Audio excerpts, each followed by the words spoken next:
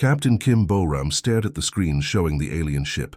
It was huge, bigger than anything humans had ever built. The ship looked like it was made of crystal and light bent around it in strange ways.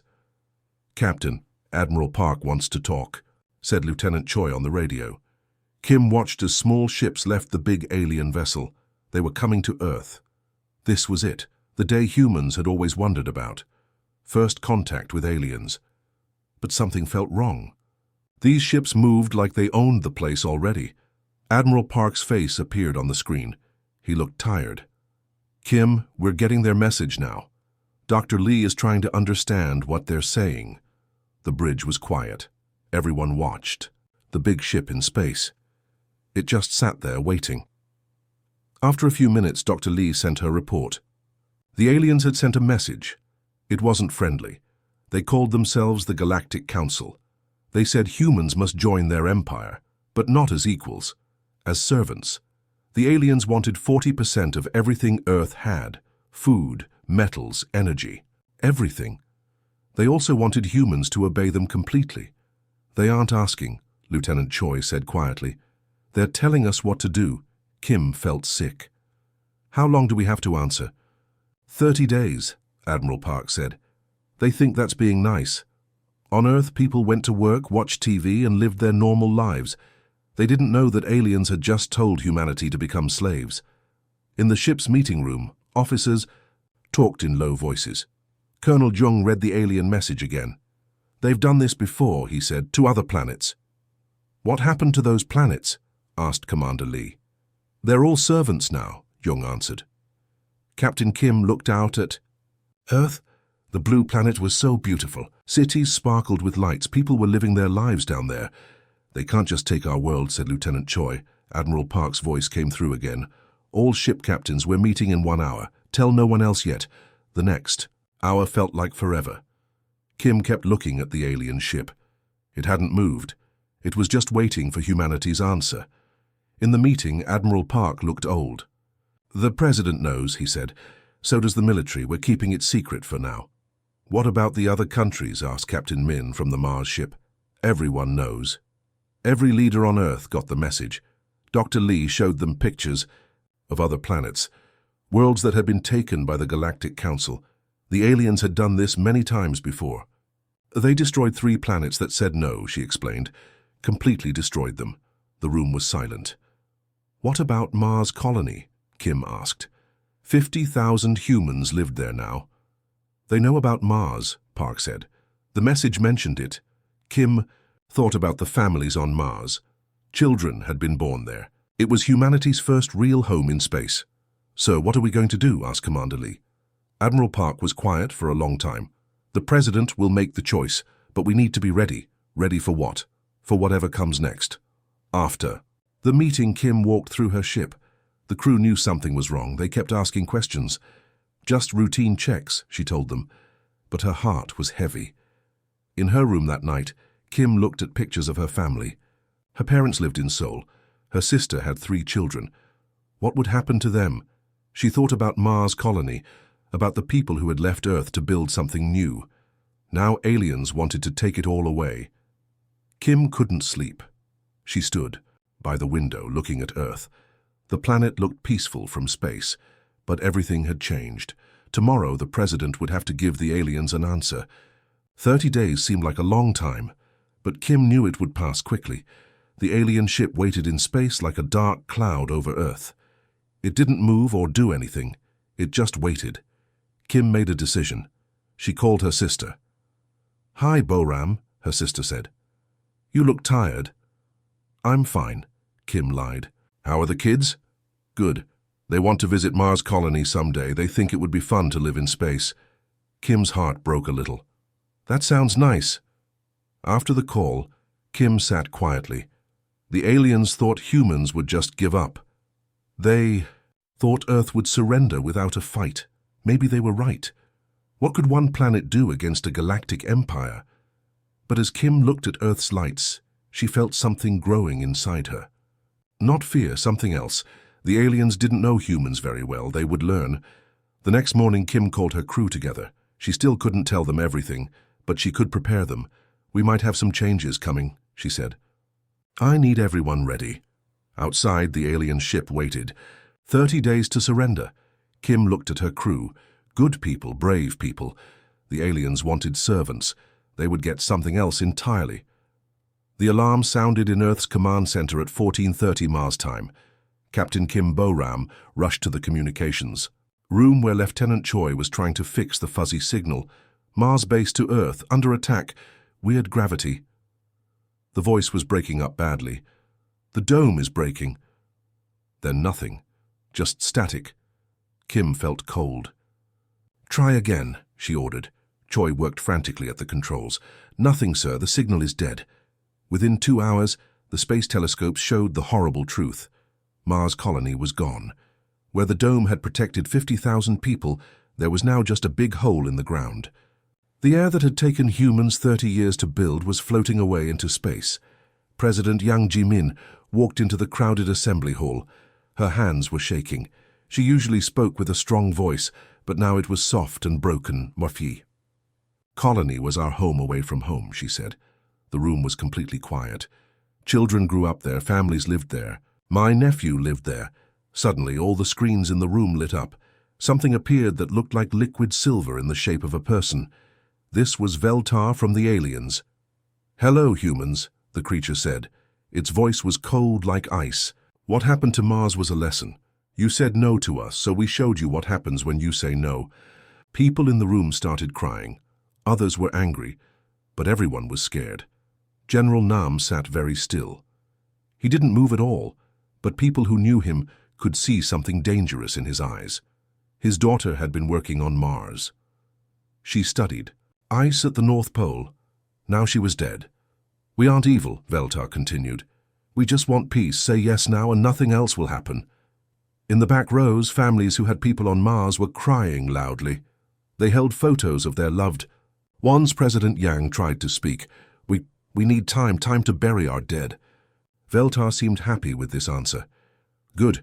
You have 1 month. When we come back, you will say yes. The screens went black. The alien was gone. The room was very quiet. Then General Nam spoke. His voice was so quiet, people had to lean forward to hear him. They think this makes us weak, he said. Colonel Park, who sat next to him, whispered, What do we do now? Nam looked at the president. We bury our dead and we remember. In the communications room, Lieutenant Choi was still trying to reach Mars. Sir, I'm getting something, she called out. Kim rushed over. A weak signal was coming through. A woman's voice, very faint. This is Dr. Choi on Mars Research Station 12. Is anyone alive? Kim grabbed the microphone. This is Earth, we hear you. How many survivors? Maybe 200 of us, the voice said. Hidden in the deep tunnels. The dome is gone. Most people are gone. 200 out of 50,000. Kim closed her eyes. The news spread quickly. Across Earth. Every TV channel showed pictures of Mars colony before and after. Before, a beautiful dome city with parks and schools. After, a crater in the red dirt. In Seoul, Kim's sister called her. Boram, my friend's daughter was on Mars. She was only 7 years old. Kim didn't know what to say. In New York, thousands of people gathered in the streets. They held pictures of Mars colonists. They were angry and sad. In Beijing, Tokyo, and London, leaders met in secret. They talked in quiet voices about what to do. Back in the assembly hall, President Yang met with her top advisors. Can we fight them? She asked. General Nam looked at his hands. They have weapons we've never seen before. They destroyed Mars in minutes. Then we surrender, asked the president. Nam was quiet for a long time. My daughter wanted to be the first person to find life on Mars. She studied the ice because she thought there might be tiny life forms frozen inside. I'm sorry for your loss, Yang said. The aliens don't understand us, Nam said. They think killing our children makes us afraid. They don't know it makes us angry. Minister Lee spoke up. But what can we do? Earth has 4 billion people. We can't let them all die like on Mars. Nam stood up slowly. We need to be smart. They gave us a month. To surrender, Lee said. No, said Nam. To plan. President Yang looked around the room. These were good people. Peaceful people. Earth hadn't. had a big war in over 100 years, but as she looked at their faces, she saw something new, something hard. "General Nam," she said, "what do you need?" "Time, Mrs. President, and everything we have." That night, as Earth turned dark, people looked up at Mars. The red dot in the sky looked the same, but they knew 50,000 humans were gone. Children asked their parents why the aliens hurt people. Parents didn't have good answers. In secret meetings around the world, leaders made plans. Military officers dusted off old books about war. Scientists started new projects. The aliens had given humanity a lesson. They would learn humans could teach lessons too. The month of crying had begun, but it would end with something else entirely. Earth looked broken to the aliens. Human leaders bowed their heads when meeting the Galactic Council. They talked about giving up resources. They made lists of what they would surrender. But on the surface, everything looked normal. People went to work. Children went to school. Life seemed to continue. Deep inside Mount Changbai, Dr. Shin worked day and night. She had escaped from Mars when the dome broke. Now she led a team of scientists, all survivors from the destroyed colony. "The tiny machines are ready," her assistant Beck told her. His hands shook when he spoke. His wife had been a teacher on Mars. She died when the aliens attacked. Dr. Shin nodded. "Do they remember?" "Yes," Beck said. "These nanites know what alien ships look like. They will eat through their metal until nothing is left. The nanites were so small you couldn't see them, but they were very hungry. They would break down alien ships from the inside." Far away in hidden shipyards near Jupiter, Admiral Park watched new ships being built. These weren't like the peaceful ships humans had made before. These were different. Captain Ko used to keep Mars colony safe. Now he watched workers put new weapons on Earth ships. "These aren't exploration ships," he said quietly. "No," Admiral Park agreed. "These are warships. Maybe our first, maybe our last." The ships had special names. One was called Mars Memorial. Another was Never Forget. The biggest one was Children's Revenge. President Yang visited the secret base. She looked at a wall with 50,000 names on it. Every person who died on Mars was listed there. "They think we're farm animals," she said to General Nam. "Easy to control." Nam watched workers preparing weapons. "They killed our children to scare us. Now we'll show them what scared humans do."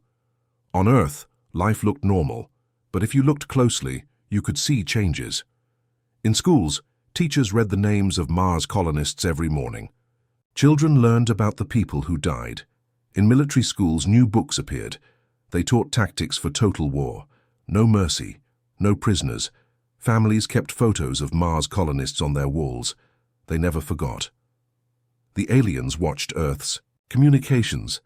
They saw sad humans talking about surrender. They saw trade negotiations. They thought humans were beaten, but they didn't see the hidden factories. They didn't see the weapons tests that looked like mining operations. They didn't see the battle plans shared as memory services.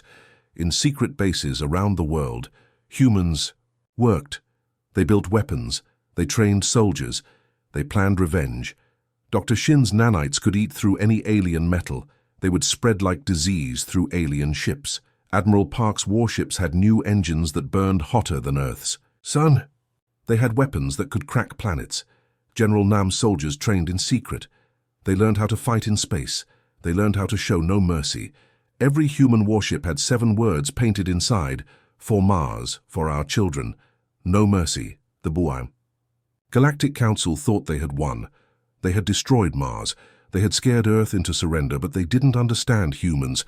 They thought grief made people weak. They were wrong. A mother in Seoul held her child's picture. Her daughter had died on Mars. "We remember," she whispered.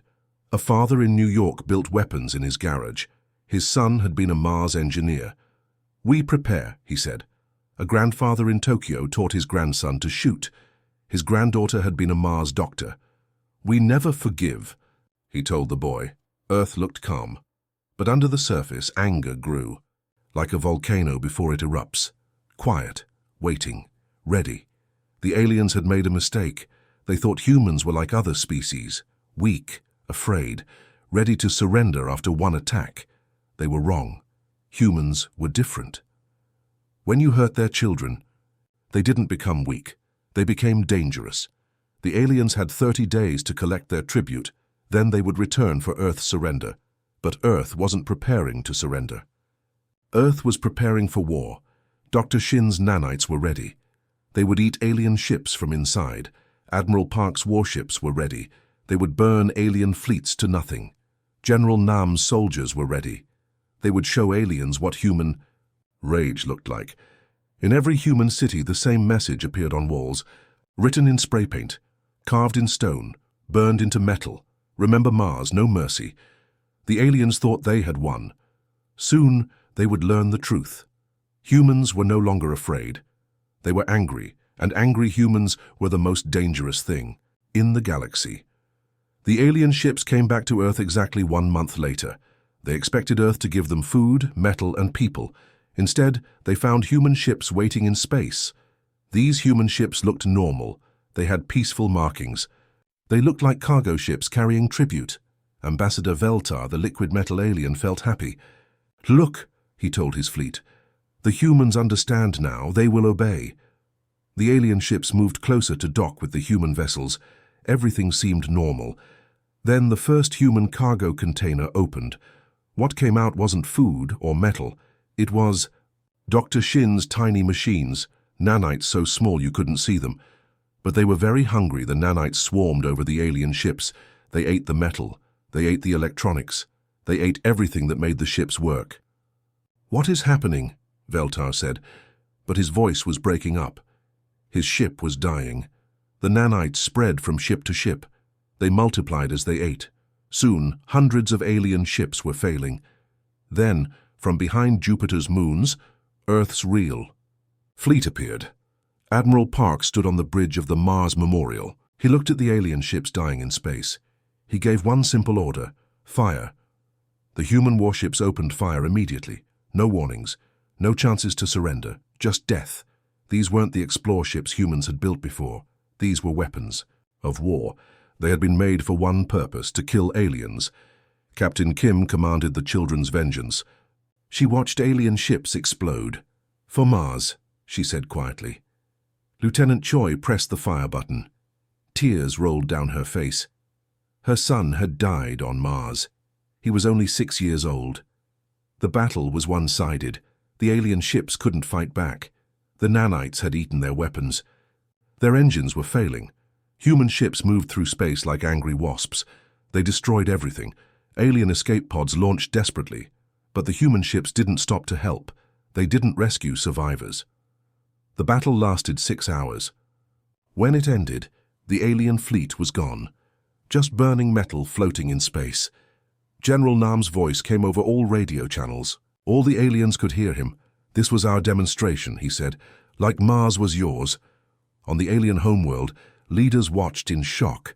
They had never seen anything like this. Species didn't fight back. They surrendered after demonstrations. "How?" asked one alien leader. "We destroyed their Mars colony. We killed thousands." "That was the mistake," said their military chief. "Humans fight harder when you hurt their young." On Earth, people watched the battle on TV. They saw alien ships burning. They saw escape pods floating helplessly in space. People cheered, they cried, they hugged each other. In Seoul, a mother held her daughter's photo. "We did it, baby," she whispered. In New York, a father pointed at the screen. "That's for your brother," he told his surviving son. But the war wasn't over. This was just the first battle. Admiral Park opened communications to the surviving aliens in escape pods. "You have a choice," he said. "Tell your leaders, leave human space now, never come back, or we will visit every alien world." One alien managed to answer. "You don't understand. We are the Galactic Council. We rule the galaxy." "Not anymore," Captain Kim replied. "Now you've learned what happens when you harm human children." The alien survivors were rescued by other alien ships. They brought news back to their leaders. Earth had ships that could eat through alien metal. Earth had weapons that could destroy fleets. Earth had soldiers who showed no mercy. But most importantly, Earth had something the aliens didn't understand: parents who would do anything to protect their children. The aliens had thought humans were weak because they chose peace. They learned that peaceful people could become the most dangerous enemies. Dr. Shin watched from the secret base. Her nanites had worked perfectly. They had eaten the alien fleet from the inside. "Is it over?" asked Bayek. "No," Dr. Shin said. "They'll send more ships, bigger fleets." "Good," Beck replied. "We have more nanites." President Yang addressed the world that night. "Today we answered their demonstration with our own. They killed our children, we destroyed their fleet. But this is just the beginning. They will come back with more ships. We must be ready." "General," Nam stood beside her. "Ready we are. They wanted to see what happens when humans get mad. Today was just the start." The alien survivors fled back to their homeworld. They carried a new fear with them. Humans weren't what they seemed. Peaceful. People could become warriors. Loving parents could become killers. The Galactic Council faced something new, a species that fought back when you hurt their young. Earth looked up at the stars that night. Somewhere out there, aliens were planning revenge, but humans were planning, too. For Mars, for their children, for war. The galaxy would never be the same. 6 months after the first battle, everything changed. The Galactic Council's home planets were now under human control. President Yang stood in the ruins of an alien palace. The city around her was still standing, but human soldiers were everywhere. The aliens were now prisoners. The Galactic Council had never lost before. For thousands of years they would attack a planet, show their power, and the planet would surrender. It always worked. But humans were different. Yang looked at the alien leaders sitting before her. They were chained but alive. Human soldiers. Guarded them. "We don't want your worlds," she told them. "We want justice." Veltar, the silver alien who had destroyed Mars, looked confused. His shiny skin was now dull and grey. "You won," he said. "Why don't you take our planets? That's what winners do." "Because we're not you," Yang answered. Admiral Park stepped forward with a list. "Here's what will happen. A trial for the Mars attack. You will pay money to the families who lost people. You will say sorry to the whole galaxy. And if we say no," asked another alien. General Nam spoke up. He had led the attack on 3 alien worlds. His eyes were cold. "Mars was your lesson to us," he said. "This was our lesson to you. Refuse, and the next lesson won't be so gentle." The aliens looked around the occupied city. Human ships flew overhead. Human soldiers stood on every corner. They understood. The trial took 3 months. It was broadcast across the galaxy. Everybody watching learned what had happened. The aliens had to explain why they destroyed Mars. They had to admit they were wrong. They had to apologize in 700 different languages so every species could understand. The money took 2 years to collect. Every family that lost someone on Mars got paid. It wasn't enough to bring back the dead, but it helped. After the war, humans went back to Earth, but they were different now. Children learned about Mars in school. They learned the names of the 50,000 people who died. They learned the most important lesson. Nice people can become very dangerous when you hurt their families. Other alien species learned this too. A new phrase was used across the galaxy. "The humans are angry." It meant it was time to run away. Earth built a memorial where Mars colony used to be. All 50,000 names were carved in stone that would never break. Under the names they wrote, they thought we were weak. We showed them what humans really are. Dr. Shin returned to Mars. She helped build a new colony, but this one had weapons hidden underneath. Just in case, Admiral Park became the head of Earth's space military. He made sure human ships were ready to fight. Captain Kim got a medal for her bravery, but she kept pictures of Mars colonists on her desk. She never forgot. The Galactic Council still existed, but they were different now. They didn't attack planets anymore. They remembered what happened when they hurt human children. Sometimes young aliens would ask their elders about the war. The old aliens would get quiet and serious. "Never fight humans," they would say. "They look peaceful, but when they get angry, they become monsters." Some alien children didn't believe this. "They're just humans," they would say. The adults would show them videos of the war, of alien ships burning, of human soldiers showing no mercy, of entire alien fleets turned to space dust. "This is what happens," the adults would explain, when you mistake human kindness for weakness. On Earth, the memorial became a popular place to visit. People from all over the world came to see it. They would read the names and remember. Park. Families brought their children. Lee families came with flowers. Kim families said prayers for the dead. The inscription under the names was simple. They thought we were prey.